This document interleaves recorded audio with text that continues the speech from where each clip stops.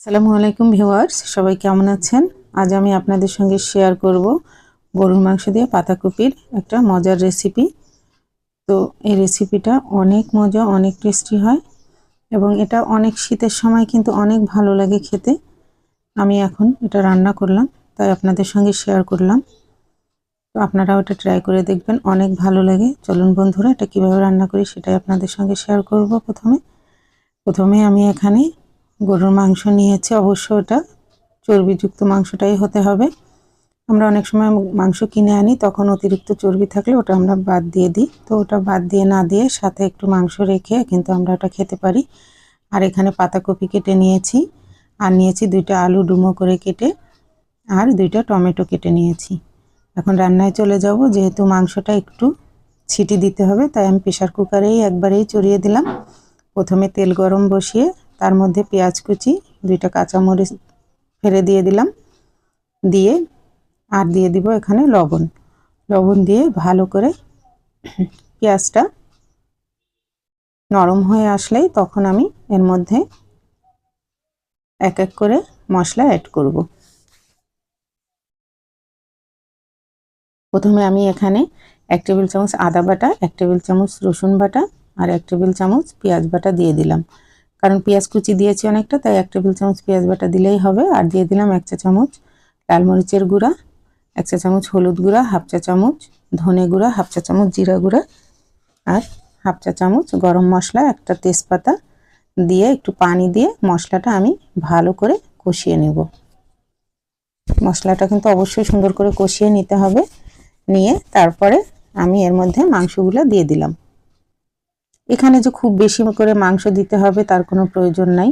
আমরা পাতাকপি ভাজি খাই, জাস্ট টেস্টের জন্য অল্প মাংস দিয়ে করলেও ভালো লাগবে। তো মশলাটা আমার কষানো হয়ে গেলে এর মধ্যে আমি একটু ঝোলের পানি দিয়ে আমি 2টা সিটি দিয়ে নামিয়ে নেব। এখানে 1 কাপের মতো পানি অ্যাড করেছি আমি, যেহেতু প্রেসার কুকারে বেশি পানি লাগে না। তো দেখুন বন্ধুরা, আমার সিটি হয়ে গেছে, আমার মাংসটাও সিদ্ধ হয়ে গেছে। এই যে এই পর্যায়ে এখন আমি এটা অন্য একটা পাত্রে ট্রান্সফার করে নিব। কড়াইয়ের মধ্যে রান্না করব, সেখানে আমি এটা নিয়ে নিলাম মাংসটা।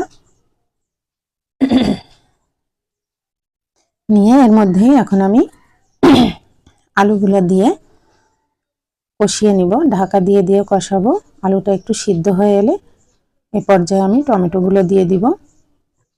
আলুটা সিদ্ধ না হলে এখানে একটা টিপস আছে বন্ধুরা, আলুটা সিদ্ধ হওয়ার আগে যদি আপনি টমেটো দেন আপনারা, তাহলে আলুটা কিন্তু ভালো সিদ্ধ হবে না। টমেটোটা টক, তাই তো আলুটা একটু সিদ্ধ হয়ে আসলে তখন টমেটোটা অ্যাড করতে হয়।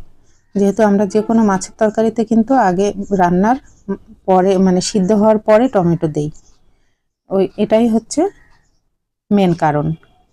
তারপরে আমি পাতাকপিগুলো দিয়ে ঢাকা দিয়ে ভালো করে নেড়ে চেড়ে এখন এটাকে ঢাকা দিয়ে রান্না করব।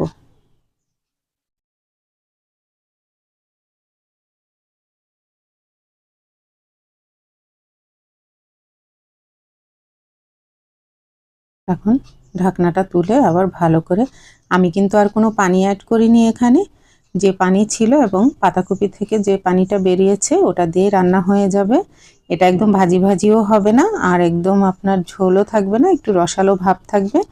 এটাই খেতে ভালো লাগে। এটা ভাত রুটি আপনি যা দিয়ে খাবেন, সাদা ভাত দিয়ে তো অসাধারণ লাগে খেতে, রুটি দিয়েও খেতে ভালো লাগে। তো বন্ধুরা, এই পাতাকপির রেসিপি যদি আপনাদের পছন্দ হয় অবশ্যই লাইক কমেন্ট শেয়ার করে দিবেন। আর আপনারা অবশ্যই একবার ট্রাই করে দেখেন, এটা কিন্তু অসাধারণ লাগে খেতে, খুবই মজা হয়। তো লাইক কমেন্ট শেয়ার করে ফেসবুকে দেখলে ফলো এবং ইউটিউবে সাবস্ক্রাইব করে আমার পাশে থাকবেন বন্ধুরা।